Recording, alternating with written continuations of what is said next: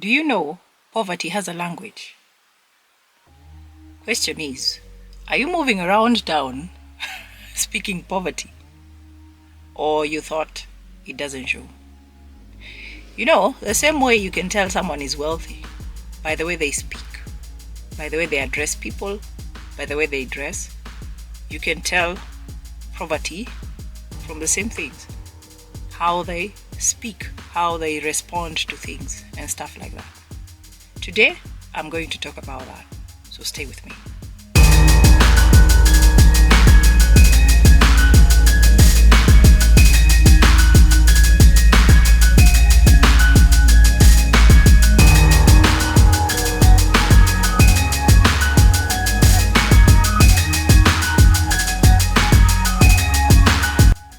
Hi, I'm Miss Muitati and welcome to my channel.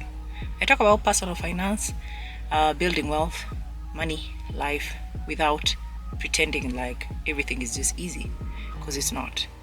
If this is your first time here, please don't forget to like, subscribe, share, comment, and turn on notifications bell so that you're notified every time I upload another new video. Now, today, I'm talking about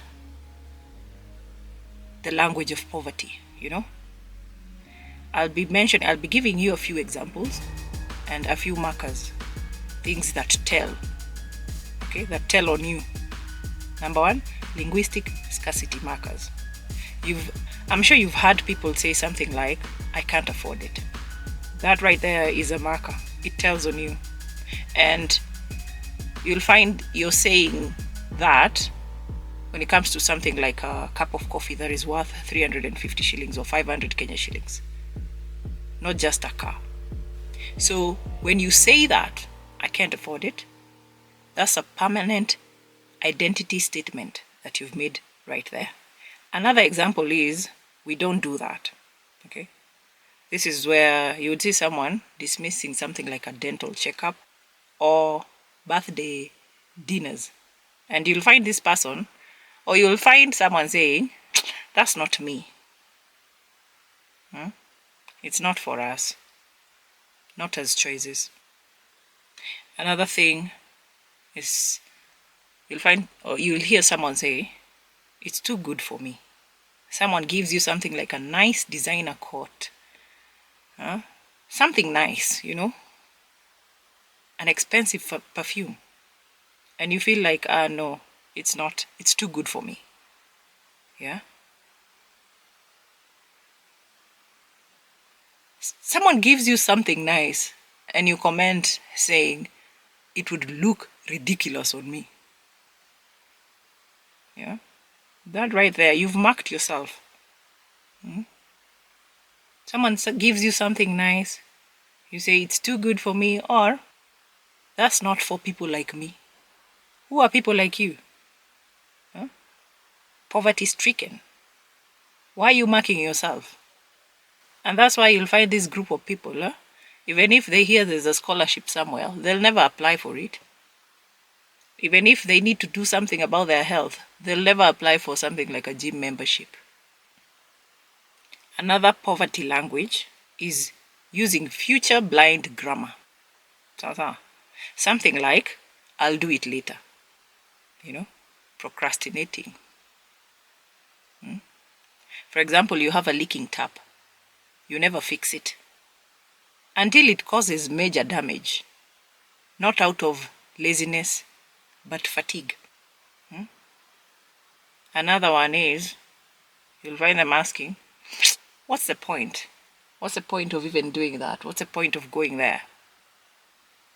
When it comes to finances, yes, what's the point of saving 1,000 Kenya shillings or 500 bob?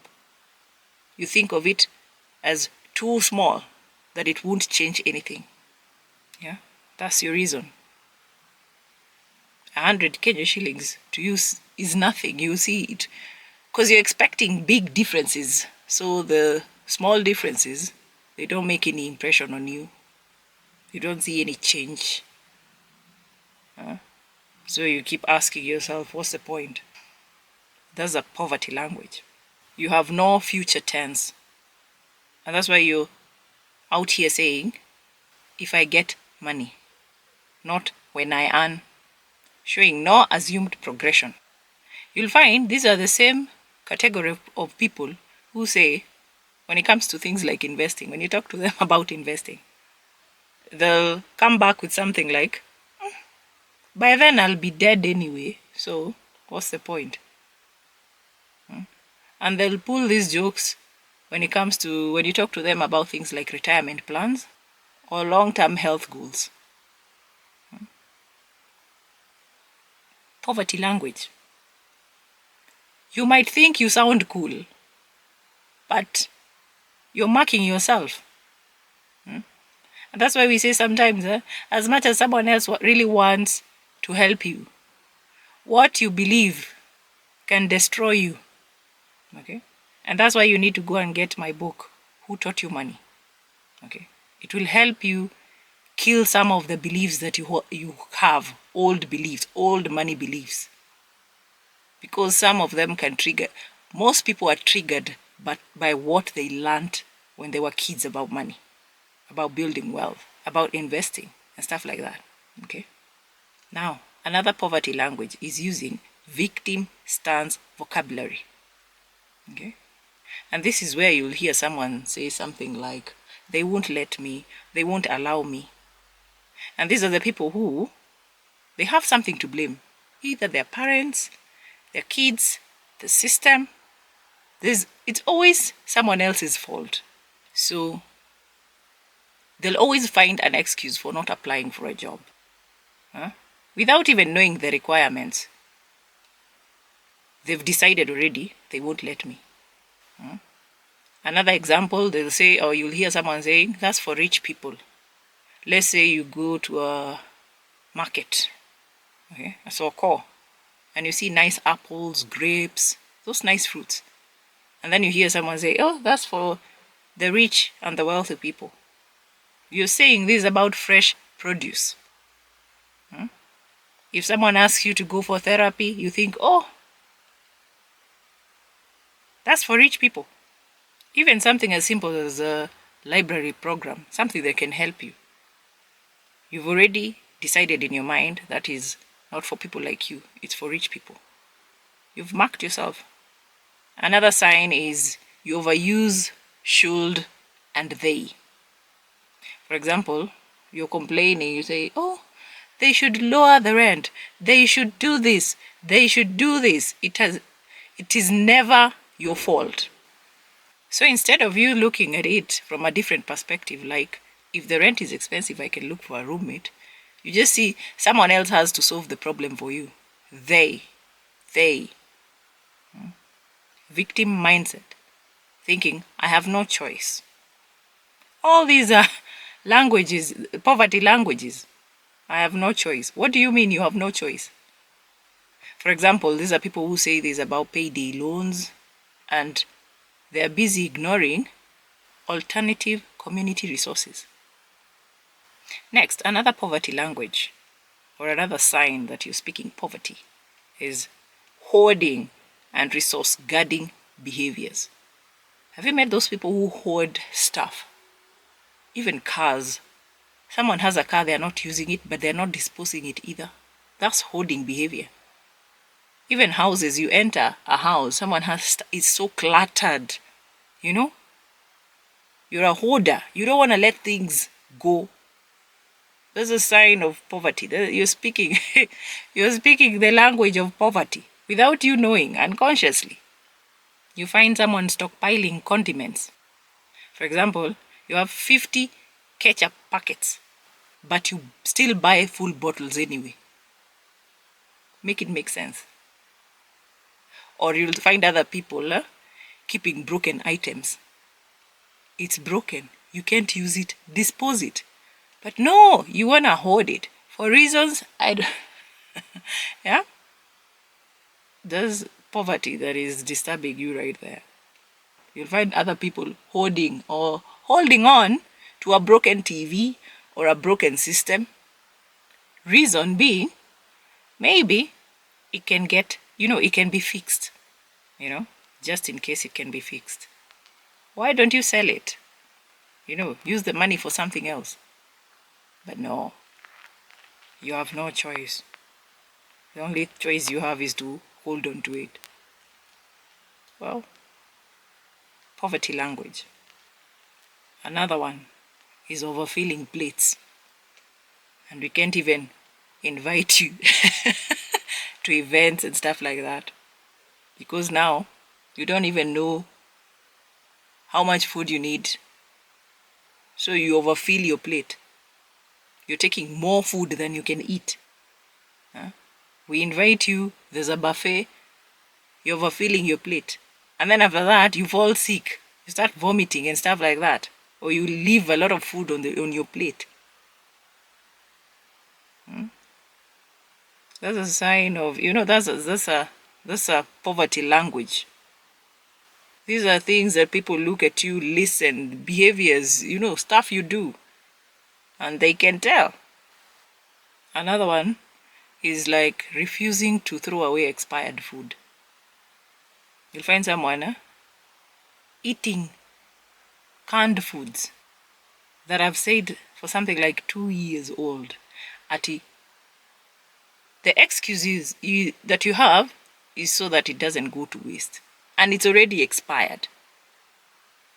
If this food backfires on your body, you don't want to waste what? Money. You're trying to save. When you get sick, the amount of money you will pay in hospital. Story for another day. Another poverty language is over-apologizing for space taking. You find someone who apologizes for just existing. Why are you sorry? And this is where you'll find someone saying sorry just because they asked a clerk a question. You ask someone a question and that's their job, to respond to you, and you apologize for that. You need to stop those habits. You'll find other people walking small. For example, we're walking on a corridor, but you're squeezing yourself against walls like you have no right, like other people have more rights than you. You're letting other people pass fast, like you have nowhere to go. That's walking small.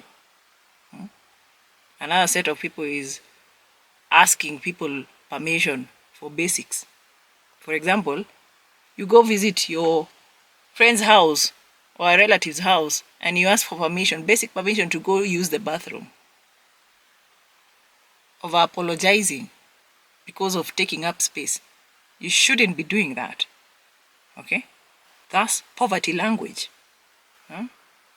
You've also met these people who return gifts. Do you know it's very rude actually? Because that person thought about you. But now, because wewe poverty imekuingia na ikakatalia ndani yako, you return gifts. One, because maybe you think you don't deserve it. You feel you don't deserve it. It's not, you're not good enough. You can't afford something like that. Or, you've seen people who, they're given gifts and then they go and exchange it for cash. A thoughtful present. Someone took their time to think about you, to buy you this thing. But because your mind has, you're poverty stricken. All you see is just wastage of money. So what do? You go take this thoughtful present that you were given and exchange it for cash or store credit. You need to style up. There are so many poverty languages. People are walking out here exposing themselves. They marked themselves. And then you wonder why people are treating you the way they are treating you. It's because people look at the way you behave. Things that you do. Another thing that's a poverty language is avoiding calls. Okay? Avoiding phone calls and digital trails. For example, you find someone screening all calls, and mostly these are people who have a lot of debt. So you don't want to pick phone calls. You want them to call and get you to find you mteja, or you want that message to go to voicemail. All in the name of you want to avoid listening. You want to live like a peacock. Eventually you have to get your head out of the sand. Okay? Because those are characteristics of poor people. That's poor behavior. But even if you're leaving your messages to voicemail, you have no voicemail setup. This means you leave your mailbox full just to avoid hearing bad news. Another sign is using text only or fast. For example, instead of calling someone, you text them fast. Can I call you? Playing small, asking for permission. Why don't you just dial? If they're picking, they pick. If they don't, so be it. What are you so afraid of? A lot of people who are poor are afraid of rejection. It's all mentality. People get rejected every day, everywhere. So even if you're rejected, what's the big deal about that? There's no big deal. You take your L, move on with life. But don't allow it to be like a marker, that it has marked you. Now you're always afraid of being rejected. That's a poverty language, okay? You'll also still find people avoiding emails. For example, they won't open bank statements, yeah? Whatever business they're doing, whatever emails they're getting, any information that comes to them digitally, they ignore. Thinking ignorance is a bliss. My friend, it's not. You'll pay a very high price for being ignorant, okay? So avoid these signs. Another poverty language is declining invitations preemptively with excuses like, saying things like, I'm busy that day. If you're truly busy, sawa. But if you're not, and you give this response, even without asking the date, you don't even know, you don't check the date. Why? You jump to responding, I'm busy on that day, just to avoid admitting that you have no transport. People can tell these things, okay? Because how can you tell me, oh, you can't come, you can't show up, and I've not even told you when my function is. I've not even told you date, time, but already, preemptively, you've decided you won't be available. I'll just know something is wrong, and probability you don't have transport money, or you can't afford to show up. Another excuse is, I don't have something to wear. Really? Really? So, because you have nothing to wear, you refuse or you turn down a wedding invite 6 months out. Really? In 6 months, you really can't find something to wear? 6 full months. Poverty language. Another sign is saying yes. You're invited, you say yes, and then you don't show up. You're invited for dinner, you agree to dinner, and then you ghost out of shame or out of whatever excuse that you have. You're marking yourself. That's a marker right there. You're speaking poverty, and you don't know. The worst of it all is you guys go out, you're invited somewhere, and then you go. And then when the bill comes, anytime people talk about money, you ask who's paying. Who's paying? Woo! You've marked yourself. Everyone just looks at it like this, and they just know you have nothing. When the bill starts coming out, when people start talking about money, you're there blurting out, asking who's paying. Immediately when the group plans arise, that's the only thing that comes to your mind. Poverty language. Another sign that you speak poverty is when you find yourself over-explaining your financial decisions. Something like recitation. I only bought this because it was 70% off and I had a coupon. Really? Really now? It's because you're poor, you don't have the money. That's poverty language right there. Besides, what makes you feel the need to explain yourself to us? Meaning something is wrong right there. You're trying to justify something. We don't need to hear it. Or justifying why you bought that second-hand thing. You bought a nice second-hand jacket. You're out here justifying, it's not gross. I washed it like 6 times. That's poverty language. Another sign is price memory. That you're there, you can tell me how much milk cost in 2010. Back in 2010, you can tell me how much milk cost.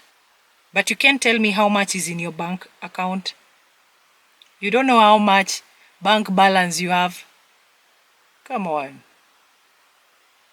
Compromise priorities. Why have you mastered the price of something else yet you've not mastered your own financial life? Thus, poverty language. There's also defensive gifting. This is, for example, where you gift handmade products, items, but prefaces it with, it's not much. Why do you feel the need to over-explain yourself? Why can't you just do something and just keep quiet about it? Another sign, eyeing price tags before greeting. Flipping items over fast. For example, let's say you go in a store. You check prices before even looking at the color or size.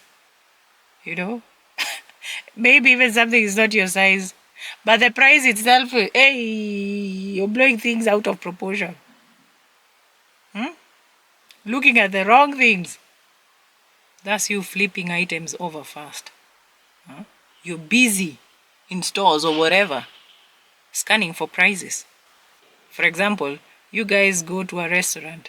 Instead of asking for something as simple as tea, you are checking the price on the menus at restaurants. You don't even make eye contact with anybody, even the people who have invited you there. Until you find something that is cheap, that's when you look up. You're busy trying to scan for the cheapest item on the menu. Those are signs of poverty. And then you sit down there and watch other people pay. This can look like you staring at the card machine to see how much they'll be expected to chip in.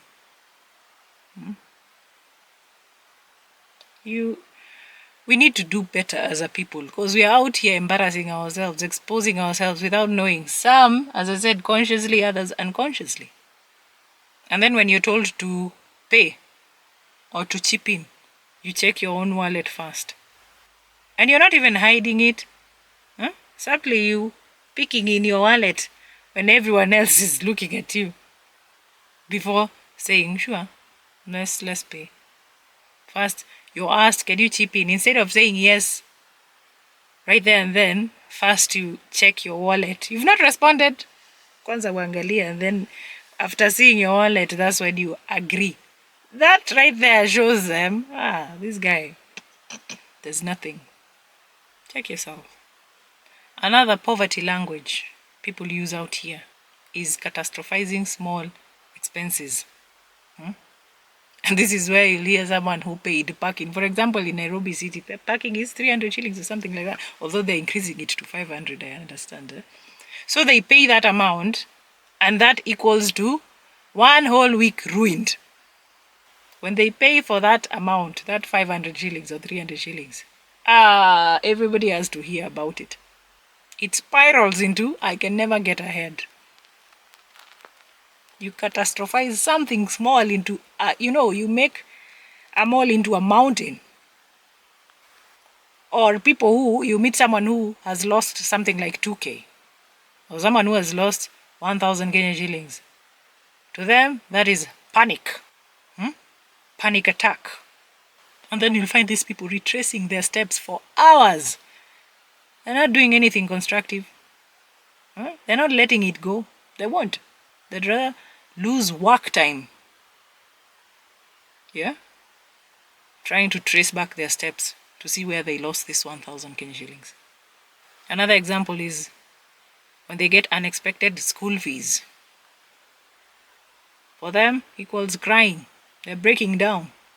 Maybe your child comes home and there's a school trip that requires 5,000 Kenya shillings. And your child tells you this, it triggers shame and anger. You're so angry. It's something small, but you catastrophize it. Someone would think something big has happened. Someone would think it's a major expense. You're paying like $500,000. Huh? It's the way you've added salt and spices to that situation. Small events, you magnify them as much as you can. That's a poverty sign. Okay? You're speaking poverty. Another one that affects a lot of people is broken phone screens. Your screen is cracked. Well, I'm glad my phone is old, but it doesn't have a cracked screen. So you have a cracked screen on your phone. And you still use it when it's cracked for a year or so. And this is because repair costs to you feel impossible or expensive. You don't want to remove money from your pockets. Poverty. Okay? You walk around showing people how poor you are. Another poverty language is when you find people who are extremely risk averse. Okay? Extreme risk aversion. For example, they refuse overtime training. Let's say maybe at work or even in school, wherever. There's even free training. They won't attend. Even if it's free certification, even if you're given a free certificate, they won't attend. And do you know why? Because of a stupid question. What if I fail? So they self-eliminate. You have a very poverty language. Okay. Another example is when you find someone who won't move to a better job. They are complaining about the job they have, but they are not doing anything to change it. Okay? So they stay in unsafe areas because according to them, moving is too scary. Also with money.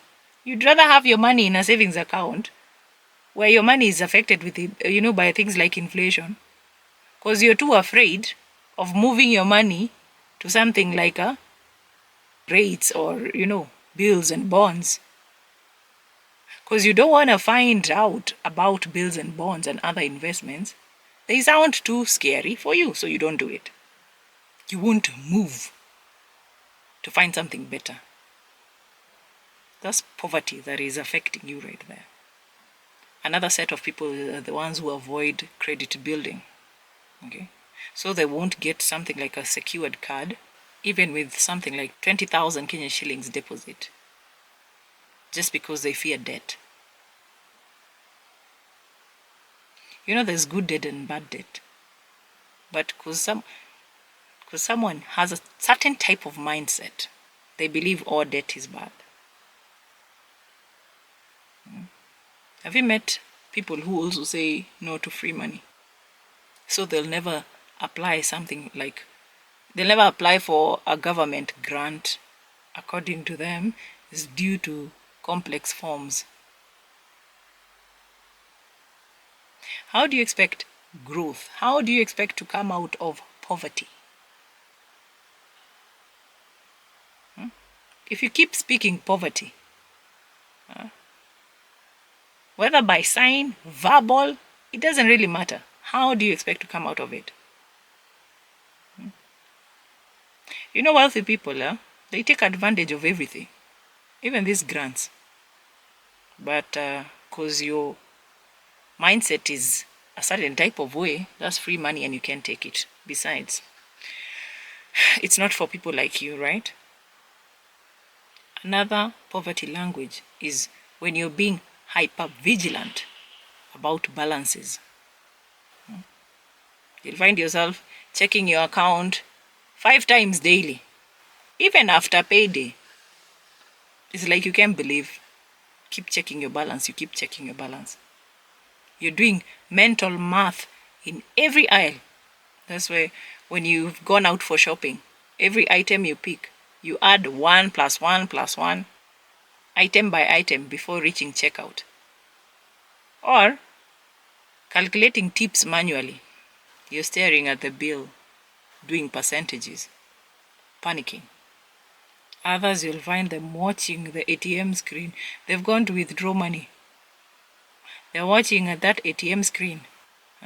And when the balance pops up, you find them covering the screen so that nobody sees their balance.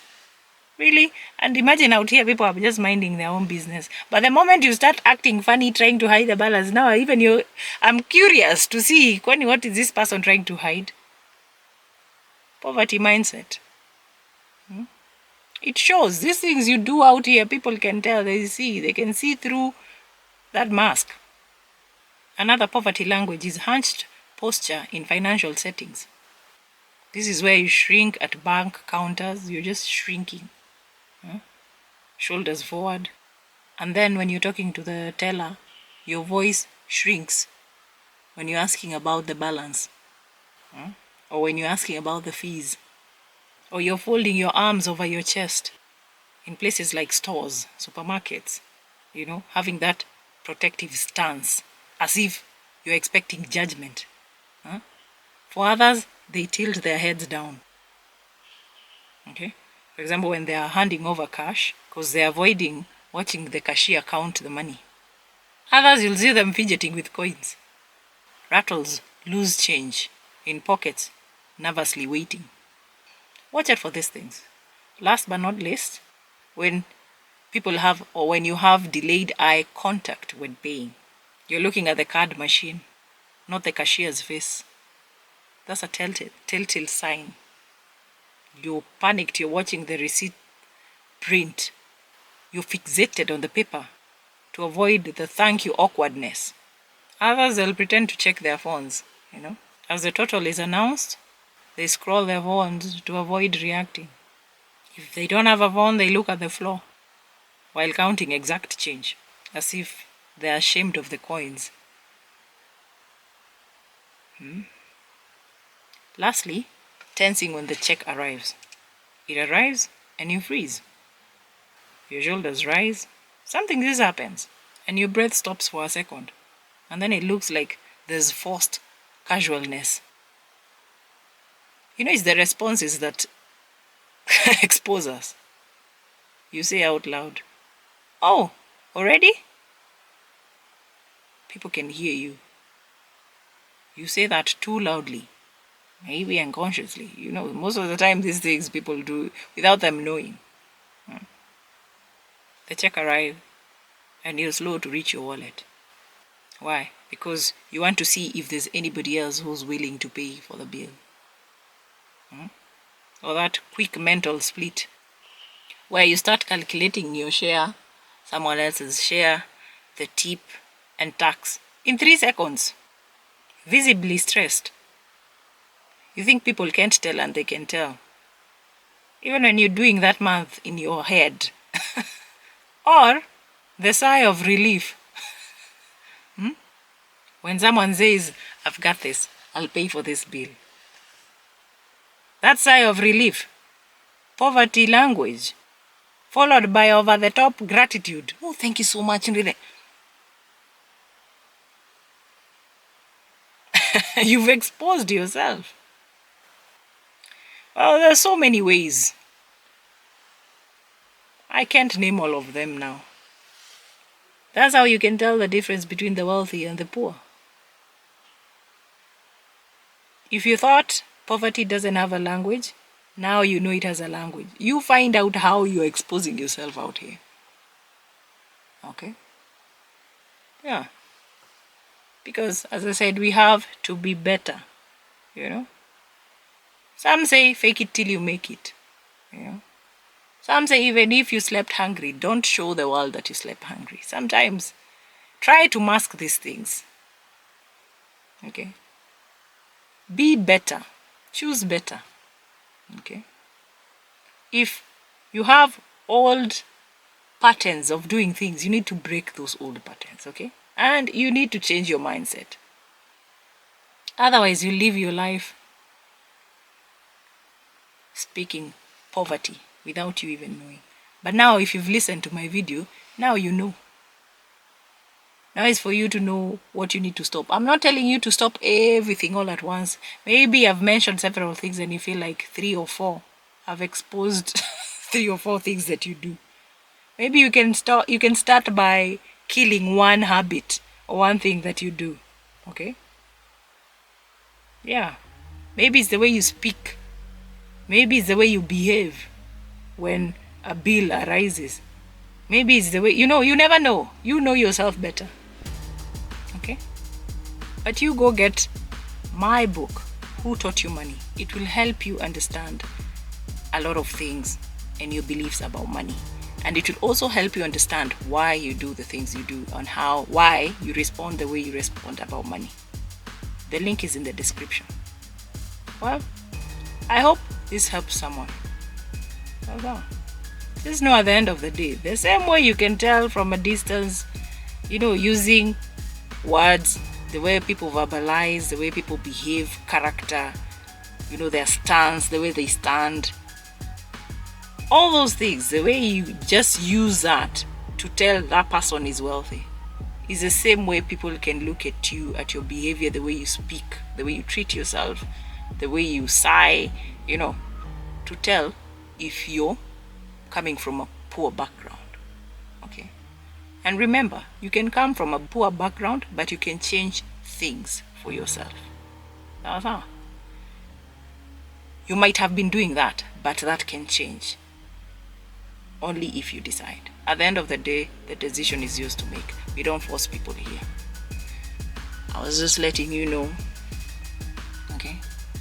Because being forewarned is being forearmed. Okay? If you didn't know, now you know. So you don't have any other excuse. Well, that's it for us today. I'm Miss Moithathi, and I'll see you in my next video. Cheers.